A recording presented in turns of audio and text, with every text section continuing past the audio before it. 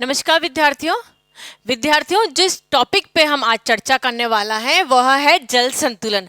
हमारे शरीर में जल का जो संतुलन है वह मेंटेन रहना चाहिए। यदि जल का जो संतुलन है वह अधिक होता है, यानी जितना हम ग्रहण कर रहे हैं उतना निष्कासित न हो रहा है, तो वो कहलाता है हमारे शरीर का जल संतुलन। परंतु जितना हम ग्रहण कर रहे हैं जल उतना नहीं निकल पाता है शरीर के बाहर, उस स्थिति में बोलते हैं धनात्मक जल संतुलन। धनात्मक जल संतुलन मतलब कि हमारे शरीर के अंदर पानी ज्यादा मात्रा में रह रहा है। दूसरा होता है ऋणात्मक जल संतुलन।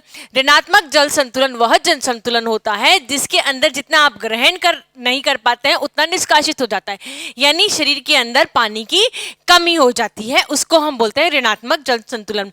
दोनों ही संतुलन, चाहे धनात्मक जल संतुलन हो या ऋणात्मक जल संतुलन हो, ये दोनों ही जल संतुलन होते हैं वह शरीर के लिए नुकसानदायक होते हैं। अब हम बात करते हैं यदि ऋणात्मक जल संतुलन की, यानी कि जब हमारे शरीर के अंदर जल की कमी हो जाती है तो शरीर के ऊपर क्या क्या प्रभाव पड़ता है इसका। ठीक है, सबसे पहले हम बात करते हैं पाचक रसों में असंतुलन हो जाता है। पाचक रसों में असंतुलन हो जाता है मतलब कहने का तात्पर्य हमारा यहाँ पे यह है कि पाचक रस कैसे होते हैं, तरल अवस्था में होते हैं। ठीक है, पाचक रस तरल अवस्था में होते हैं, यानी कि उसके लिए किस चीज की आवश्यकता होती है, जल की आवश्यकता होती है। अब जब पाचक रस सीक्रेट ही कम होंगे, है ना, निष्कासित ही कम होंगे, उसमें असंतुलन हो जाएगा। क्यों असंतुलन हो जाएगा? क्योंकि जल की कमी है। अब बच्चों आप इसको इस तरीके से रिलेट करें कि अब पाचक रस नहीं सीक्रेट हो पा रहे, असंतुलन उनमें हो रहा है, कई बार ज्यादा हो रहे हैं, कई बार कम हो रहे हैं, यानी वो किस पे प्रभाव डाल रहे हैं, हमारे पाचक अंगों पे प्रभाव डाल रहे हैं, पाचक संस्थान पे प्रभाव डाल रहे हैं, पाचन तंत्र पे प्रभाव डाल रहे हैं, यानी पूरा जो पाचन तंत्र है वह गड़बड़ा जाता है। किस कारण से? क्योंकि पाचक रस में असंतुलन हो रहा है। पाचक रस में असंतुलन क्यों हो रहा है? पाचक रस में असंतुलन इसलिए हो रहा है क्योंकि जल का असंतुलन है। जल का असंतुलन ऋणात्मकता की तरफ है, इसलिए जो पाचक रस है वह नहीं बन पा रहे और हमारा पाचन तंत्र में भी, पाचन संस्थान है उसमें भी कई मुश्किलों का सामना करना पड़ सकता है। नेक्स्ट हम बातें करते हैं नाड़ी गति का तेज होना।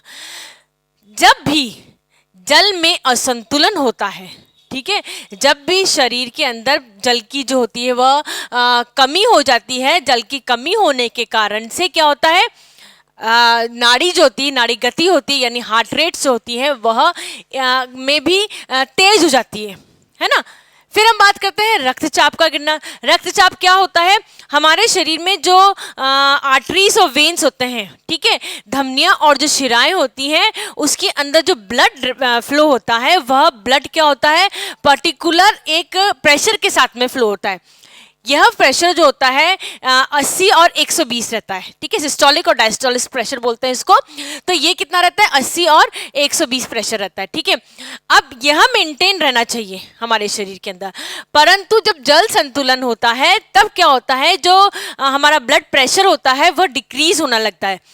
बच्चों एक बात आपको यहाँ पे थोड़ा सा हटके बता दें, हम आपको जो बताने जा रहे हैं वो ये है कि जब हम रक्तचाप की बात करते हैं तो दो तरह के, नॉर्मल तो होता है 80-120, परंतु क्या होता है अगर हाई ब्लड प्रेशर होता है तो वो जो रक्तचाप जो बहता है वो अधिक स्पीड से बहता है ना। और लो ब्लड प्रेशर में क्या होता है, जो रक्त का बहना होता है आर्टरीज और वेन्स में, वह उसकी स्पीड जो प्रेशर राइज होता है वह कम प्रेशर से होता है।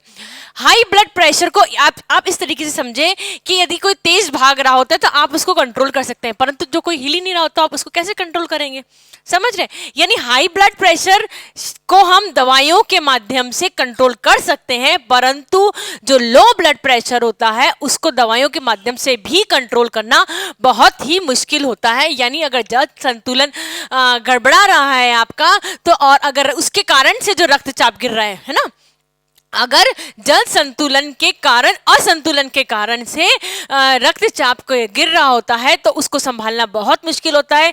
इस स्थिति में कई बार ऐसा होता है कि अजल संतुलन के कारण से मृत्यु तक हो जाती है। इसलिए इस बात का बहुत ही ध्यान रखना पड़ता है कि जल आप प्रॉपर मात्रा में लें। जल के साथ में सोडियम और पोटेशियम का भी निष्कासन हो जाता है। कमी में क्या होता है, जब भी इसकी कमी होती है तो जो सोडियम और जो पोटेशियम होता है शरीर के अंदर जो अल्प मात्रा में आवश्यक होता है, इस सोडियम और पोटेशियम को भी शरीर के बाहर निष्कासित होना चालू हो जाता है। ठीक है, अब जो सोडियम होता है उस वो किससे रिलेटेड होता है, आप हमारे पुराने वीडियोस में देखिए, जो सोडियम होता है वो नर्वस सिस्टम से रिलेटेड होता है। अल्प मात्रा में चाहिए, दोनों सोडियम और पोटेशियम की बात करते हैं हम, दोनों ही अल्प मात्रा में चाहिए होते हैं, किंतु अगर वह नहीं मिलते हैं तो नर्वस ब्रेकडाउन होने की संभावना हो जाती है, लकवा पैरालिसिस होने की संभावना हो जाती है। अतः जल के साथ में सोडियम का निष्कासन, सोडियम पोटेशियम का निष्कासन बहुत ही नुकसानदायक होता है। रक्त की तरलता पे प्रभाव, हमने आपको ये भी जानकारी अच्छी तरीके से, जो रक्त होता है वो तरल अवस्था में होता है ना। अब जब रक्त में शरीर में पानी की कमी है तो तरलता का अभाव तो यहाँ पे भी हो रहा है, पाचक रस में भी हो रहा है, तो तरलता का अभाव रक्त की तरलता में भी फर्क पड़ेगा। रक्त जो होता है वो गाढ़ा होने लग जाता है, ठीक है, क्योंकि तरलता का अभाव होता है, इसी कारण से जो रक्तचाप है वह भी गिरने लग जाता है, ठीक है। जो जल होता है, जल का शरीर के अंदर प्रमुख कार्य होता है कि शरीर के जो तापमान में को मेंटेन रखना, है ना। अगर गर्मी है तो हम ज़्यादा जल ग्रहण करते हैं, जिससे क्या होता है कि हमारा जो बॉडी का टेम्परेचर होता है वह मेंटेन रहता है, हीट का जो फ्लो होता है वह बराबर रहता है। परंतु यदि और सर्दी है तो हम उस हिसाब से पानी लेते हैं, परंतु यदि हमारे शरीर के अंदर टेम्परेचर जो हमारे शरीर के अंदर जल का प्रवाह नहीं हो पा रहा है, इतना जल नहीं ले पा रहे हैं हम, जल की कमी हो रही है, तब शरीर का जो टेम्परेचर है वह इंक्रीज हो जाता है, यानी कि बुखार सा आने लग जाता है। भूख कम लगना कंटिन्यू, ये है ना, भूख कम लगना, यानी आप लंबे समय तक अगर आपके शरीर में जल का असंतुलन रहता है तो निश्चित रूप से भूख की कमी हो जाती है। अब हमने बताया था आपको पाचक रसों का असंतुलन, हमने ये भी आपको बताया था थोड़ी देर पहले कि जब पाचक रसों का असंतुलन होता है यानी पाचक तंत्र में गड़बड़ी होती है ना, पाचन तंत्र में गड़बड़ी होने के कारण से भूख नहीं लगती है, क्योंकि पाचक रस निकल ही नहीं रहे हैं, पाचक रस जो होता है उसका स्रावण नहीं हो पा रहा है, सीक्रेट नहीं हो पा रहे हैं। अब पाचन रस जब का स्रावण नहीं हो पा रहा है तो क्या होगा, भूख ही नहीं लगेगी, है ना। भोजन जो है वो शरीर के अंदर ही रहेगा और जो भी रोगी होता है उसको भूख नहीं लगती है। इसीलिए जो वेट जिनका कम होता है, अंडर वेट वाले जो होते हैं, उनको भूख की कम लगती है, क्योंकि उनके में जल का जो होता है वह असंतुलन होता है। भूख नहीं लग रही है, पूर्ण तरह से खाना नहीं खाया जा रहा है, तो क्या होगा, रोगी जो होगा वह निश्चित रूप से चिड़चिड़ा होता ही है। फिर हम बात करते हैं अंतःकोशिकीय पदार्थ व बाह्य कोशिकीय पदार्थ। कोशिकीय पदार्थ क्या होता है, कोशिका के अंदर पाए जाने वाले जो पदार्थ होते हैं उनमें अंतःकोशिकीय पदार्थ, जो कोशिका के बाहर पाए जाने वाले पदार्थ होते हैं उन्हें बाह्य कोशिकीय पदार्थ कहते हैं। अब जो ये अंतःकोशिकीय पदार्थ और जो बाहरी कोशिकीय पदार्थ होते हैं, दोनों के अंदर जल होता है, ठीक है, दोनों के अंदर क्या होता है, पानी होता है। अब अंतःकोशिकीय पदार्थ और बाहरी कोशिकीय पदार्थ में जल की कमी हो रही है, यानी हमारे शरीर के अंदर बिल्कुल ड्राइनेस आ रही है, जल की कमी हो रही है, तो प्रभाव तो उनके ऊपर भी पड़ेगा। कोशिका जो होती है वो क्या होती है, हमारे जो शरीर है उसकी सबसे छोटी इकाई होती है, सबसे छोटी क्रियात्मक इकाई होती है। इस क्रियात्मक इकाई के लिए जल की आवश्यकता बहुत होती है। इसका जो पदार्थ होते हैं उसके अंदर पाए जाने वाले, उसके ऊपर डायरेक्ट असर आता है। इसीलिए कोशिकीय द्रव्य जो होता है उसके अंदर भी कमी आ जाती है, क्योंकि कोशिकीय द्रव्य किसका बना होता है, जल से बनकर बना होता है। रक्त नलिकाओं में सूजन, रक्त नलिकाओं में सूजन इसलिए आती है बच्चों, क्योंकि जो रक्त नलिकाएं होती हैं उसमें क्या होता है, थोड़ा बहुत पानी होता है ना। नलिकाएं जो होती है वो थोड़ी सी एकदम से सोना कि हमारे पाइप ऐसे जैसे टाइट होती है, ये थोड़ी सी नरम सी होती है रक्त नलिकाएं। रक्त नलिकाओं में जल की मात्रा होती है। अब जब जल की मात्रा ही नहीं है, जल जो है वो क्या है, कमी हो रही है जल की। अब चूंकि जल की कमी हो रही है, इस कारण से रक्त नलिकाएं में वो फूल जाती हैं, उनके अंदर क्या हो जाता है, सूजन सी आ जाती है। ऐसे एक के बाद एक, हम ये नहीं कह सकते कि हम यदि जल का असंतुलन है तो एक ही चीज पे प्रभाव पड़ता है, एक के बाद कई चीजों पे इंटर रिलेटेड होते हैं। यदि हमारे शरीर में कोई भी तंत्र पे किसी भी तरह का प्रभाव पड़ता है बच्चों, तो चाहे श्वसन तंत्र ले लें, चाहे पाचन तंत्र ले लें, या किसी नर्वस सिस्टम ले लो, लंग्स का सिस्टम ले लो, एक दूसरे से हर अंग एक दूसरे से जुड़ा हुआ होता है। यदि एक अंग पे प्रभाव पड़ता है तो निश्चित बात यह है कि दूसरे अंगों पे भी इसका कुप्रभाव ही पड़ता है, ठीक है। जल जो होता है वो हमारे शरीर के लिए अत्यंत आवश्यक होता है। जल की जो हमें निश्चित तौर पे जल की मात्रा ग्रहण कर लेनी चाहिए जितनी आवश्यक होता है, नहीं तो किसी भी तरह की प्रॉब्लम्स कई तरह की प्रॉब्लम्स आ सकती हैं जिसके बारे में हमने अभी डिस्कस किया। ये तो हमने देखा कमी का क्या प्रभाव। क्या शरीर में अगर जल रह जाता है तो प्रभाव पड़ता है? बिल्कुल। यदि शरीर में जल की अधिकता हो जाती है तो भी इसका बुरा प्रभाव पड़ता है, यानी कि बाहरी कोशिकीय के जल में अधिकता हो जाती है, स्वेलिंग से आने लग जाती है। हमने बताया दो कोशिकीय पदार्थ होते हैं, अंतःकोशिकीय पदार्थ और बाहरी कोशिकीय पदार्थ। अब जो बाहरी कोशिकीय, क्योंकि जल तो कहीं ना कहीं शरीर के बाहर निकल नहीं रहा है, जब शरीर के बाहर निकल नहीं रहा है तो शरीर के अंदर है वो। अब जब शरीर के अंदर जब जल है, ठीक है, मैं रिपीट कर देती हूं, शरीर के अंदर जब जल है तो वो कहां रहेगा?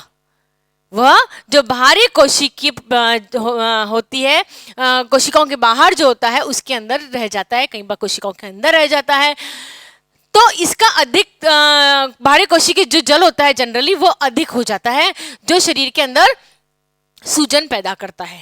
ठीक है, मोटापा नहीं होता है, समझ रहे हैं, मोटापा नहीं होता है, वह बाहरी कोशिकीय जल इकट्ठा होना लग जाता है, इसलिए शरीर के अंदर स्वेलिंग सी आने लग जाती है और पूरे शरीर के अंदर स्वेलिंग आने लग जाती है। और इस कारण से, ठीक है, चूंकि आप देखिए एक दूसरे से इंटर रिलेटेड इस तरीके से, क्योंकि बाहरी कोशिकीय जल में अधिकता है शरीर के अंदर, इस कारण से स्वेलिंग आ रही है। तो जो प्रोटीन का जितना अवशोषण करना होता है उतना अवशोषण नहीं हो पाता है, और प्रोटीन का अवशोषण नहीं होने के कारण से शरीर के अंदर प्रोटीन की कमी हो जाती है। बच्चे, जब हम बात करते हैं प्रोटीन की कमी की, तो ये जो जल की अधिकता है ना, ये 1 या 2 दिन में नहीं आती, वो लंबे समय तक, ठीक है, लंबे समय तक आपके शरीर में ज़्यादा निष्कासित नहीं हो पा रहा है किसी कारण से जल का, तब आ जाती है प्रॉब्लम्स, है ना। तो उस कारण से प्रोटीन की कमी हो जाती है, जैसे किडनी में कोई प्रॉब्लम आ रही है ना, तब जल का निष्कासन नहीं हो पाता है, तब इस तरह की प्रॉब्लम्स आ जाती है। इस कारण से क्या होता है, जी का मिचलाना, घबराहट, वमन की समस्या हो ही जाती है। शरीर के अंदर ज़्यादा जल है ना, जल की अधिकता के कारण, क्योंकि आप किसी भी चीज को अधिक ले रहे हो तो जी घबराना, घबराहट और उल्टी की समस्या हो जाती है। इसी कारण से नाड़ी संबंधी विकार हो जाते हैं। हमने अभी आपने देखा था कि रक्त नलिकाओं में सूजन आ जाती है, ठीक है, इस कारण से। कब? जब पानी की कमी होती है तो नाड़ी संबंधी विकार भी आ जाते हैं। जब पानी अधिक होता है तो क्या होगा? अगर पानी अधिक होगा तो क्या होगा? अगर इसमें कम पानी है तो क्या है, वो कड़क हो रही है, थोड़ी बहुत सूजन सी आ रही है, और इसमें होगा तो क्या होगा, बाहरी कोशिकाओं में जो है जल अधिक होगा, और जल अधिक होने के कारण से उसके अंदर नाड़ी संबंधी, पूरे शरीर के अंदर होता है, नाड़ियों की में विकार उत्पन्न हो जाते हैं। यकृत संबंधी रोग भी हो जाते हैं, जितने भी यकृत से संबंधित रोग होते हैं वो हो जाते हैं। क्योंकि शरीर में जल की अधिकता है, या आप ऐसा भी कह सकते हैं यकृत के कारण से शरीर के अंदर जल की अधिकता हो जाती है। जल की आवश्यकता पड़ती है हमारे शरीर के अंदर, क्यों होती है? शरीर के अंदर जल की आवश्यकता होती है जो व्यक्ति अधिक क्रियाशील है, ठीक है, किस किस बातों पर निर्भर करते हैं, इस बारे में डिस्कस करते हैं हम। जो व्यक्ति अधिक क्रियाशील है उस व्यक्ति को जल की अधिक आवश्यकता होगी, जो व्यक्ति कम क्रियाशील है उसको कम आवश्यकता होगी। कैसे कम आवश्यकता होगी बच्चों? जो व्यक्ति अधिक कार्य कर रहा है ना, जो ज्यादा मूवमेंट कर रहा होता है, उसकी जो बॉडी है उसके नो डाउट बीएमआर भी ज्यादा होगा, उसकी जो मसल्स हैं वो भी ज्यादा कार्य कर रही होती है। मसल्स को आपस में मेंटेन करने के लिए, बीएमआर को मेंटेन करने के लिए क्या होता है, किसकी आवश्यकता होती है? जल की आवश्यकता होती है। यानी जो व्यक्ति जितना क्रियाशील है उसके हिसाब से उसको जल की आवश्यकता ज्यादा होती है। वातावरण, गर्मी में हम ज्यादा पानी पीते हैं, सर्दियों में हम कम पानी पीते हैं। यदि हम गर्मियों में ज्यादा पानी पी रहे हैं, यानी कि हमारे बॉडी का जो टेम्परेचर है उसको मेंटेन रखने के लिए हमें ज्यादा पानी की आवश्यकता होती है। जिस हिसाब से वातावरण है उस हिसाब से जल की आवश्यकता होती है। रोग, बच्चों कई रोग ऐसे होते हैं जिसमें पानी की आवश्यकता अधिक होती है ना। जनरली यदि जैसे बुखार आ रहा होता है तो बॉडी का टेम्परेचर मेंटेन करने के लिए पानी की आवश्यकता ज़्यादा होती है ना। जनरली अगर हम रोगों की बात करें, जनरली हम जो रोग होते हैं उनमें पानी की जो आवश्यकता होती है वह अधिक होती है, ठीक है। पानी से हम कई बीमारियों को दूर भी कर सकते हैं। फॉर एन एग्जाम्पल, आपका जो कॉन्स्टिपेशन है, जिसमें कि जिसको हिंदी में कब्ज कहा जाता है, जिसके अंदर की मल कड़क हो जाता है और निकालने में मुश्किल होती है, उसको दूर करने का सबसे अच्छा उपाय होता है कि आप अधिक मात्रा में जल का सेवन करें। भोजन की प्रकृति, कई बार होता है ना बच्चों, जैसे आपने ढोकले बनाए, बाटी बनाई, इस तरह की चीजें बनाई, तो जल आपको, आपका शरीर ज्यादा डिमांड करेगा पानी की। क्यों? क्योंकि आपको भोजन को पचाना है। कई भोजन होते हैं उसके बाद आपको जल की आवश्यकता नहीं होती है। तो भोजन की प्रकृति किस तरीके से है उसके ऊपर डिपेंड करता है कि शरीर के अंदर जल की आवश्यकता कैसी है। परंतु ये बात तो निश्चित है कि शरीर के अंदर जल बहुत ही आवश्यक होता है और बिना जल के आप सरवाइव नहीं कर सकते हैं। अधिक जल होता है तो आप किसी तरीके से कम कर सकते हैं, परंतु यदि शरीर के अंदर जल की कमी हो जाती है तो जो रोगी होता है और लगातार कमी होती है तो उसको संभाल पाना बहुत मुश्किल होता है, डॉक्टर्स के लिए भी संभाल पाना बहुत मुश्किल होता है और ज़्यादा कमी होने से जो रोगी होता है उसकी मृत्यु तक भी हो सकती है। इसलिए कम से कम दिन में 6 से 8 गिलास तक पानी पिएं और स्वस्थ रहें।